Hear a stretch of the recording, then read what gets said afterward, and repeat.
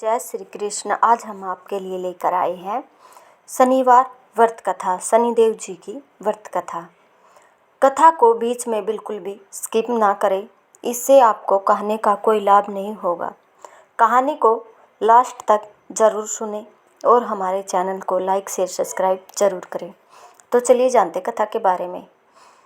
एक समय स्वर्गलोक में सबसे बड़ा कौन के प्रश्न पर 9 ग्रहों में वाद विवाद हो गया। विवाद इतना बढ़ा कि परस्पर भयंकर युद्ध की स्थिति बन गई। निर्णय के लिए सभी देवता देवराज इंद्र के पास पहुँचे और बोले, हे देवराज, आपको निर्णय करना होगा कि हम में से सबसे बड़ा कौन है। देवताओं का प्रश्न सुनकर देवराज इंद्र उलझन में पड़ गए। इंद्र बोले, मैं इस प्रश्न का उत्तर देने में असमर्थ हूँ। हम सभी पृथ्वीलोक में उज्जैनी नगरी में राजा विक्रमादित्य के पास चलते हैं। देवराज इंद्र सहित सभी ग्रह देवता उज्जैनी नगरी पहुँचे। महल में पहुंचकर सभी देवताओं ने उनसे अपना प्रश्न पूछा तो राजा विक्रमादित्य भी कुछ देर के लिए परेशान हो उठे, क्योंकि सभी देवता अपनी अपनी शक्तियों के कारण महान थे। किसी को भी छोटा या बड़ा कह देने से उनके क्रोध के प्रकोप से भयंकर हानि पहुंच सकती है। अचानक राजा विक्रमादित्य को एक समय सूझा और उन्होंने विभिन्न धातुओं स्वर्ण, रजत, चांदी, कांसा, ताम्र, तांबा, सीसा, रंगा, जस्ता, अभ्रक व लोहे के 9 आसन बनवाए। धातुओं के गुणों के अनुसार सभी आसनों को एक दूसरे के पीछे रखवाकर उन्होंने देवताओं को अपने अपने सिंहासन पर बैठने को कहा। देवताओं के बैठने के बाद राजा विक्रमादित्य ने कहा, आपका निर्णय तो स्वयं हो गया। जो सबसे पहले सिंहासन पर विराजमान है वही सबसे बड़ा है। राजा विक्रमादित्य के निर्णय को सुनकर शनि देवता ने सबसे पीछे आसन पर बैठने के कारण अपने को छोटा जानकर क्रोधित होकर कहा, राजा विक्रमादित्य, तुमने मुझे सबसे पीछे बैठाकर मेरा अपमान किया है। तुम मेरी शक्तियों से परिचित नहीं हो। मैं तुम्हारा सर्वनाश कर दूंगा। शनि ने कहा, सूर्य एक राशि पर 1 महीने, चंद्रमा 2.25 दिन, मंगल 1.5 महीने, बुध और शुक्र 1 महीने, बृहस्पति 13 महीने रहते हैं, लेकिन मैं किसी राशि पर 7.5 वर्ष 7.5 तक रहता हूँ। बड़े बड़े देवताओं को मैंने अपने प्रकोप से पीड़ित किया है। राम को 7.5 के कारण ही वन में जाकर रहना पड़ा और रावण को 7.5 के कारण ही युद्ध में मृत्यु का शिकार बनना पड़ा। राजा, अब तो भी मेरे प्रकोप से नहीं बच सकेगा। इसके बाद अन्य ग्रहों के देवता तो प्रसन्नता के साथ चले गए, परंतु शनिदेव बड़े क्रोध के साथ वहां से विदा हुए। राजा विक्रमादित्य पहले की तरह ही न्याय करते रहे। उनके राज्य में सभी स्त्री पुरुष बहुत आनंद से जीवन यापन कर रहे थे। कुछ दिन ऐसे ही बीत गए। उधर शनि देवता अपने अपमान को भूले नहीं थे।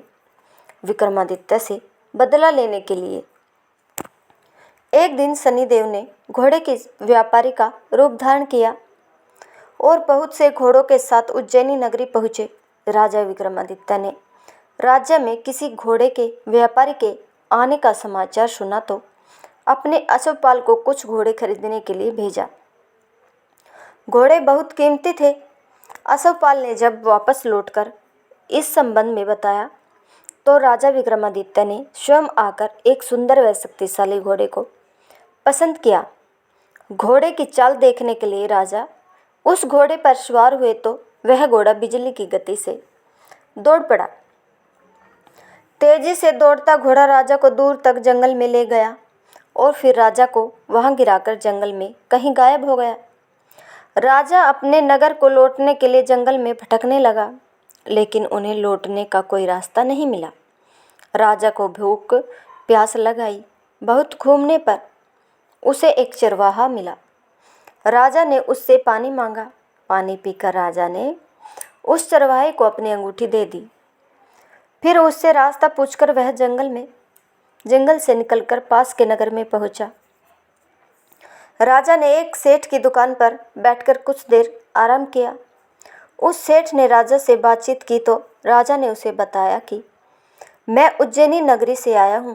राजा के कुछ देर दुकान पर बैठने से सेठ जी की बहुत बिक्री हुई। सेठ ने राजा को बहुत भाग्यवान समझा और खुश होकर उसे अपने घर भोजन के लिए ले गया।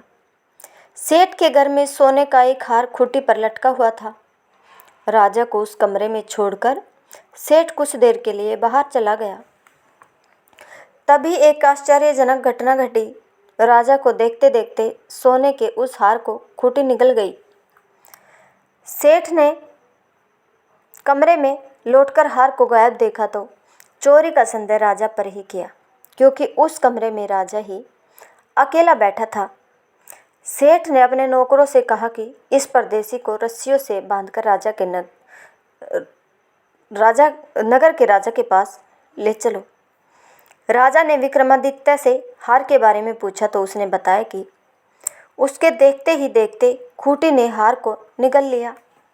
इस पर राजा ने क्रोधित होकर चोरी करने के अपराध में विक्रमादित्य के हाथ पांव काटने का आदेश दे दिया। राजा विक्रमादित्य के हाथ पांव काटकर उसे नगर की सड़क पर छोड़ दिया गया। कुछ दिन बाद एक तेली उसे उठाकर अपने घर ले गया और उसे अपने कोल्हू पर बैठा दिया। राजा आवाज़ देकर बैलों को हाँकता रहा। इस तरह तेले का बैल चलता रहा और राजा को भोजन मिलता रहा। शनि के प्रकोप की 7.5 पूरी होने पर वर्षा ऋतु प्रारंभ हुई। राजा विक्रमादित्य एक रात मेघ मल्हार गा रहा था कि तभी नगर के राजा की लड़की राजकुमारी मोहिनी रथ पर सवार उस तेली के घर के पास से गुजरी। उसने मेघ मल्हार सुना तो उसे बहुत अच्छा लगा और दासी को भेजकर गाने वाले को बुला लाने को कहा। दासी ने लौटकर राजकुमारी को अपंग राजा के बारे में सब कुछ बता दिया। राजकुमारी उसके मेघ मल्हार से बहुत मोहित हुई, अतः उसने सब कुछ जानकर भी अपंग राजा से विवाह करने का निश्चय कर लिया। राजकुमारी ने अपने माता पिता से जब यह बात कही तो वे हैरान रह गए। रानी ने मोहिनी को समझाया, बेटी, तेरे भाग्य में तो किसी राजा की रानी होना लिखा है, फिर तू उस अपंग से विवाह करके अपने पाँव पर कुल्हाड़ी क्यों मार रही है। राजकुमारी ने अपनी जिद नहीं छोड़ी। अपनी जिद पूरी कराने के लिए उसने भोजन करना छोड़ दिया और प्राण त्याग देने का निश्चय कर लिया। आखिर राजा रानी को विवश होकर अपंग विक्रमादित्य से राजकुमारी का विवाह करना पड़ा। विवाह के बाद राजा विक्रमादित्य और राजकुमारी तेली के घर में रहने लगे। उसी रात सोपन में शनिदेव ने राजा से कहा, राजा, तुमने मेरा प्रकोप देख लिया। मैंने तुम्हें अपने अपमान का दंड दिया है। राजा ने शनिदेव से क्षमा करने को कहा और प्रार्थना की, हे शनिदेव, आपने जितना दुख मुझे दिया है अन्य किसी को न देना। शनिदेव ने कुछ सोचकर कहा, राजा, मैं तुम्हारी प्रार्थना स्वीकार करता हूँ। जो कोई स्त्री पुरुष मेरी पूजा करेगा, शनिवार को व्रत करके मेरी व्रत कथा सुनेगा, उस पर मेरी अनुकंपा बनी रहेगी। प्रातःकाल राजा विक्रमादित्य की नींद खुली तो अपने हाथ पांव देखकर राजा को बहुत खुशी हुई। उसने मन ही मन शनिदेव को प्रणाम किया। राजकुमारी भी राजा के हाथ पांव सही सलामत देखकर आश्चर्य में डूब गई। तब राजा विक्रमादित्य ने अपना परिचय देते हुए शनिदेव के प्रकोप की सारी कहानी सुनाई। सेठ को जब इस बात का पता चला तो दौड़ता हुआ तेली के घर पहुंचा और राजा के चरणों में गिरकर क्षमा मांगने लगा। राजा ने उसे क्षमा कर दिया, क्योंकि यह सब तो शनिदेव के प्रकोप के कारण हुआ था। सेठ राजा को अपने घर ले गया और उसे भोजन कराया। भोजन करते समय वहाँ एक आश्चर्यजनक घटना घटी। सबके देखते देखते उस खूंटी ने हार उगल दिया। सेठ जी ने अपनी बेटी का विवाह भी राजा के साथ कर दिया और बहुत से स्वर्ण आभूषण, धन आदि देकर राजा को विदा कर दिया। राजा विक्रमादित्य राजकुमारी मोहिनी और सेठ की बेटी के साथ उज्जैनी पहुँचे तो नगरवासियों ने हार्स से उनका स्वागत किया। अगले दिन राजा विक्रमादित्य ने पूरे राज्य में घोषणा कराई कि शनिदेव सब देवों में सर्वश्रेष्ठ है। प्रत्येक स्त्री पुरुष शनिवार को उनका व्रत करे और व्रत कथा अवश्य सुने। राजा विक्रमादित्य की घोषणा से शनिदेव बहुत प्रसन्न हुए। शनिवार का व्रत करने और व्रत कथा सुनने के कारण सभी लोगों की मनोकामनाएं शनिदेव की अनुकंपा से पूरी होने लगी। सभी लोग आनंदपूर्वक रहने लगे। बोलो जय शनिदेव।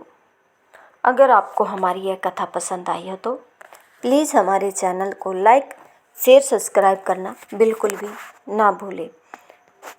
धन्यवाद सभी का कहानी सुनने के लिए।